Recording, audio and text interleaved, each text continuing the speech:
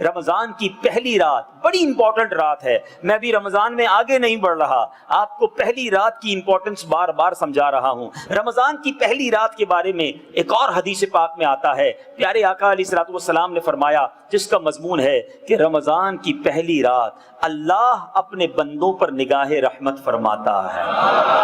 مسلمانوں پر, آقا کی امت پر نگاہ رحمت فرماتا ہے, خاص تجلی فرماتا ہے. اور فرمایا جب اللہ تعالیٰ اپنے بندوں پر نگاہ رحمت فرماتا ہے پھر انہیں عذاب نہ دے گا.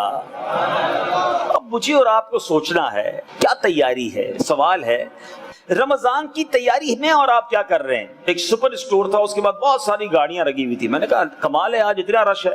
تو کسی نے کہا رمضان کی تیاری ہو رہی ہے. اچھا رمضان کی کیا تیاری ہو رہی ہے؟ وہ ذرا سموسے کے لیے سامان لے لیں, جوسز لے لیں, اچھا کیچپ لے لیں, تو فلاں سامان لے لیں. اچھا اسٹور والے بھی تیاریوں میں لگے ہوئے ہیں, بڑا اسٹاک جمع کر رہے ہیں. مطلب ایسی فیلنگ کیوں ہے کہ اچھا اسی طرح جتنے مٹھائی والے ہوں گے وہ بھی تیاری کر رہے ہوں گے, جتنے جناب سموسے والے اور نمکو والے ہوں گے وہ شاندار تیاری ہو رہی ہوگی. مجھے یہ سمجھ نہیں آتا کہ ماہ رمضان آ رہا ہے یا کوئی فوڈ فیسٹیول آ رہا ہے, کوئی کھانے پینے کا تہوار آ رہا ہے. بدقسمتی دیکھیے گا کہ آج ہمارا مائنڈ سیٹ یہ ہے, ہمارے گھر والوں کا بھی, کہ رمضان آ رہا ہے تو جناب یہ چیزیں خرید لو. میں نہیں کہتا افطار میں اچھا نہیں کھانا چاہیے, سحری میں نہیں, بالکل کھائیں پیئیں, مگر ایکسٹرا آرڈنری فکر کیا ہے کہ کھانے پینے کی چیزیں جمع کر لو. اچھا پھر اسی طرح جیسے ہی 10 رمضان گزر جائے گا, بلکہ کچھ ایسے بھی ہوں گے جنہوں نے ابھی سے عید کی شاپنگ بھی شروع کر دی ہوگی کہ یار رمضان میں گرمی ہوگی تو ذرا کپڑے عید کے کیسے سلوانے, جوتے کون سے لینے. اور آخری عشرہ بالخصوص جو عبادت کی راتیں ہیں, طاق راتیں ہیں, مارکیٹوں میں رش, ساری رات دکانیں کھلی رہتی ہیں. کیوں بھائی؟ مسلمان عید کی شاپنگ کر رہے ہیں. اللہ کے بندوں, صحابہ کرام شعبان سے رمضان کی تیاری کرتے. ان کی تیاری کیا تھی؟ اپنی زکوٰۃ ادا کر دیتے, قرضہ لینا ہوتا تو لے لیتے, دینا ہوتا تو دے دیتے. اور جو عہدیدار حکومت کے افسران ہوتے, سزا دینی ہوتی سزا دیتے, رہا کرنا ہوتا رہا کرتے. اپنے آپ کو فارغ کرتے سارے کاموں سے تاکہ رمضان کا چاند نظر آئے, غسل کریں اور مسجد میں چلے جائیں, عبادت کریں. اور ہماری تیاری کیا ہے؟ ہم میں سے کس نے پلان کیا کہ یار گھر میں اگر قرآن پاک کچھ پرانا ہو گیا تو کوئی نیا قرآن پاک کا کوئی نسخہ لے لوں, ذرا میں کچھ وظائف سمجھ لوں, میں اپنے آپ کو کچھ نفلی روزے رکھ کے فرض روزوں کے لیے پریپیئر کر لوں کہ یار میں شعبان میں روزے رکھ لوں گا تو رمضان میں مزید آسان ہو جائے گا, عادت بن جائے گی. یعنی عبادت کی کوئی پلاننگ نہیں ہے. یہ پلاننگ ہے تو کھانے پینے کی ہے. اللہ کے بندو, رمضان کھانے پینے نہیں, مغفرتیں کروانے آتا ہے, رحمتیں برسانے آتا ہے. اور وہ حدیث یاد رکھنا کہ پیارے آقا علیہ الصلوۃ والسلام فرماتے ہیں جس کا مضمون ہے اس بندے کی ناک خاک آلود ہو. اور عربی میں یہ محاورہ اس لیے بولا جاتا ہے کہ یعنی یہ بندہ برباد ہو جائے. کسی کو کہا جائے تیری ناک خاک آلود ہو, اس کا مطلب تو برباد ہو جائے. آقا فرماتے ہیں اس کی ناک خاک آلود ہو جو رمضان پائے اور اپنی مغفرت نہ کروا سکے. It means we have to take مغفرت from اللہ سبحانہ و تعالی. ہمیں اس مہینے میں کسی صورت بھی اللہ سے بخشش لینی ہے. اب آپ کو اگر کوئی یہ کہہ دے کہ رمضان میں نہ بخشے گئے تو عید والے دن ٹانگیں کاٹ دی جائیں گی, اب بتاؤ پھر سارا دن مسجد میں پڑے رہو گے کہ یا اللہ بخش بھی دے اور بخشش کا کوئی پروانہ بھی دے دے ورنہ تو مارے جاؤں گا. وہ واقعہ مجھے یاد آ گیا, ایک بادشاہ تھا, وہ اجمیر شریف گئے تو اجمیر پر خواجہ غریب نواز کے دربار کے باہر کچھ نابینا بیٹھے تھے. یا اللہ خواجہ کے صدقے آنکھیں دے دے, اور بھیک مانگتے تھے. تو خلیفہ نے, بادشاہ نے کہا کہ کیا ہوا؟ کہ کئی سالوں سے بیٹھے ہیں, آنکھیں مانگنے آئے ہیں, اندھے کے اندھے ہی ہیں ابھی تک. خلیفہ نے کہا اندر جاتا ہوں, باہر آؤں گا, اگر تمہاری آنکھیں نہ ہوئیں تو تم سب کا سر قلم کر دیا جائے گا, تمہیں مار دیا جائے گا. خلیفہ اندر چلا گیا. اب ان نابیناؤں نے جس رکت کے ساتھ, جس سوز کے ساتھ رو رو کر دعا کی یا اللہ بچا لے, پہلے تو آنکھیں گئی تھی اب جان چلی جائے گی, کسی صورت آنکھیں دے دے ورنہ بادشاہ نے مروا دینا ہے. تھوڑی دیر بعد بادشاہ واپس آیا تو نعرے لگ رہے تھے, سارے نابینا جھوم رہے کیونکہ سب کی آنکھیں آ گئی تھی. تو کہا بادشاہ سلامت کی کرامت ہے. بادشاہ نے کہا میرا کوئی کمال نہیں ہے, یہ تم نے دل سے مانگا ہے.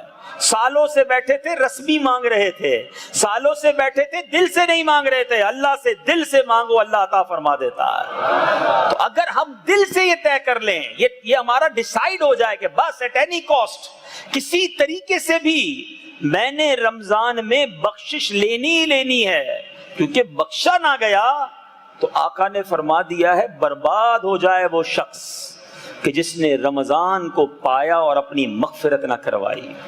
اب بتاؤ کیسی پلاننگ ہونی چاہیے رمضان کی ہیں؟ اب بتاؤ کیسا پلان ہونا چاہیے کہ نہیں یار ساری تراویح پڑھنی ہے, رات کو تہجد بھی پڑھنی ہے, پورا قرآن الگ سے بھی ختم کرنا ہے, اتنے درود بھی پڑھنے ہیں, تہجد سحری کے لیے تو اٹھنا ہی ہے تو تہجد بھی پڑھوں گا, فجر کے بعد تھوڑی دیر جاگ کر اشراق چاش بھی پڑھ لوں گا, اور مغرب کے بعد جلدی نہیں کروں گا, اوابین بھی پڑھوں گا. اچھا پھر ماشاءاللہ مدنی چینل پر بڑے پیارے پیارے سلسلے آتے ہیں, وہ دیکھ کر علم دین بھی حاصل کروں گا. طاق راتوں میں خاص طور پر ممکن ہوا تو اعتکاف میں آخری عشرے کا کر لوں گا, کیونکہ مغفرت تو لینی ہی لینی ہے. یہ چانس پھر ملے یا نہ ملے, یہ کیوں نہیں سوچتے آپ کہ یہ رمضان اللہ مجھے اور آپ کو خیر سے عطا فرمائے؟ کیا معلوم یہ رمضان ہماری زندگی کا آخری رمضان ہو. کیا پچھلے آپ کو ایسے لوگ یاد نہیں جو پچھلے رمضان میں ہمارے ساتھ تھے مگر آج نہیں ہیں؟ تو کیا پتا یہی رمضان ہمارا آخری رمضان ہو. تو اب مغفرت لینی ہے, اللہ کو راضی کرنا ہے, اور کرم دیکھو اس کا. ایسا نہیں ہے کہ مجھے مغفرت چاہیے اس نے دینی نہیں ہے, وہ تو رحمت کے خزانے لٹا رہا ہے. رمضان کی راتیں کتنی مبارک ہیں, ساری زندگی میں اور آپ دعا کرتے نا یا اللہ قبول کر لے, اے اللہ ہماری پکار سن لے, اے اللہ ہماری توبہ قبول کر لے. رمضان کی راتوں میں آسمان دنیا سے یہ صدا آتی ہے کوئی مانگنے والا کہ اس کی دعا قبول کی جائے, ہے کوئی توبہ کرنے والا اس کی توبہ قبول کی جائے, ہے کوئی سوالی کہ اس کا سوال قبول کیا جائے. گویا ادھر سے ندا ہے, اعلان ہے. اب بندے کا کام ہے کتنا پکارتا ہے, کتنا حاصل کرتا ہے. روایتوں کا مضمون ہے ماہ رمضان میں روزانہ افطار کے وقت ایک روایت کے مطابق 60,000 اور ایک روایت کے مطابق روزانہ 10 لاکھ گناہگار جہنم سے آزاد کیے جاتے ہیں. روزانہ 10 لاکھ. اب آپ سوچیں ہم افطار کے وقت کیا کر رہے ہوتے ہیں, یار ابھی تک سموسے نہیں آئے, شربت ٹھنڈا کدھر ہے. اچھا گھروں میں ایمرجنسی نافذ ہوتی ہے, گھر والے بیچارے ایسا لگتا ہے انہوں نے روزہ رکھا ہی نہیں ہے. ان کی ٹینشن یہ ہے کہ گھر کے مرد جو ہیں ان کو ٹائم پہ صحیح افطاری دے دیں, اور کئی گھروں میں روزانہ افطار میں لڑائی ہے. اللہ کے بندو تم نے روزہ رکھا ہے, کیا اس بیچاری نے روزہ نہیں رکھا؟ کبھی اس گرمی میں کچن میں جا کر آپ کھانا پکا کر دیکھ لیجئے روزے کے عالم میں, تو پتہ چل جائے گا کہ کتنا مشکل کام ہے. اچھا پہلے وہ بیچاری محنت کرے اور جب افطار لے کر آئے تو آپ کی باتیں بھی سنیں کہ یہ مرچی کم ہے, نمک زیادہ ہے, کل بھی تم کو بولا تھا فلاں شربت لانا, آج وہ کیوں نہیں ہے. ارے وہ بھی انسان ہے. اور خدا را سمجھو یہ کھانے پینے کے لیے افطار کا وقت نہیں آیا, یہ مغفرت کا وقت ہے.